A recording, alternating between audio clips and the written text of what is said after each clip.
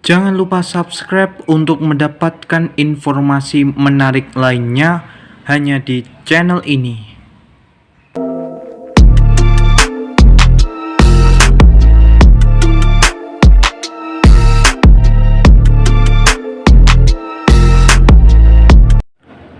Pendengar, hari ini saya akan memberikan informasi mengenai Bahlil kaget devisa RI 150 triliun rupiah habis buat LPG impor.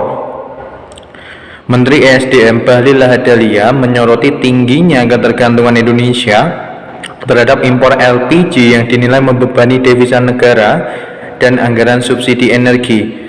Pernyataan itu disampaikan Bahlil usai pelantikan pejabat eselon 2 di Kementerian SDM Jakarta pada tanggal 6 Mei kemarin.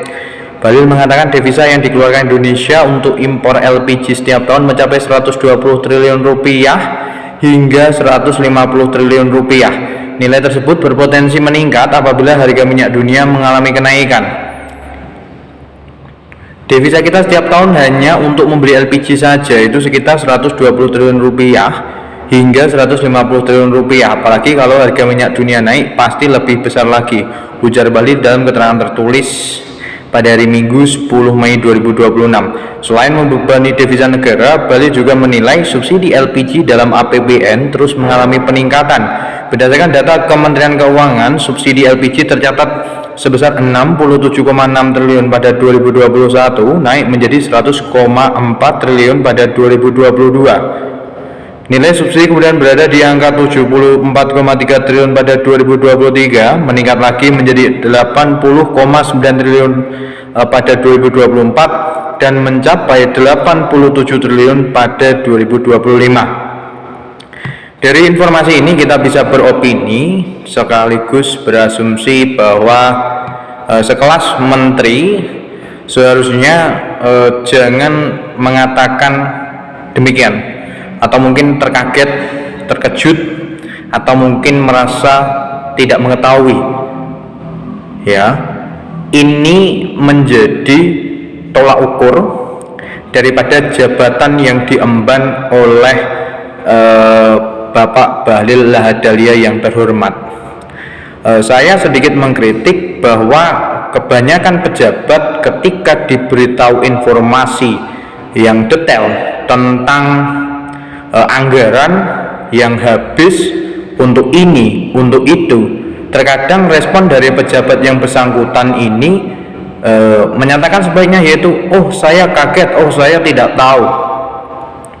Oleh karena itu, ini menjadi cerminan daripada ketidaktahuan pejabat yang memang seharusnya sedari awal beliau menjabat ini sudah mengetahui berapa besaran anggaran yang dibutuhkan untuk subsidi LPG impor. Kemudian terkait penggunaan anggaran tersebut, apakah setiap tahun naik atau ada fluktuasi atau fluktuatif sehingga anggaran yang diserap ini bisa dihemat ya penggunaannya. Seharusnya pejabat Indonesia sekelas menteri termasuk Bapak Bahlil Lahadalia harus selalu mengevaluasi setiap kebijakan apabila kenaikan harga minyak dunia tidak terhindarkan lagi.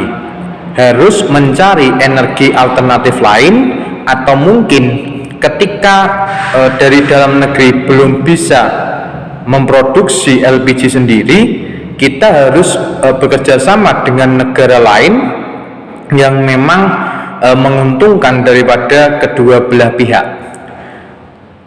Ya, sekali lagi yang bisa saya sarankan kepada Bapak Menteri Bahlil adalah mengevaluasi, jangan hanya kaget saja. Ya, setiap pejabat ketika mungkin berkomentar ini terkadang menggelakkan tawa ya, atau mungkin kita sebagai publik yang mengawasi ini tertawa. Kenapa pejabat hanya merespon secara kaget? Ya, bekerja secara tersembunyi ini lebih baik dan langsung menampakkan hasilnya ketimbang hanya merespon di depan saja, akan tetapi hasilnya belum terlalu terlihat.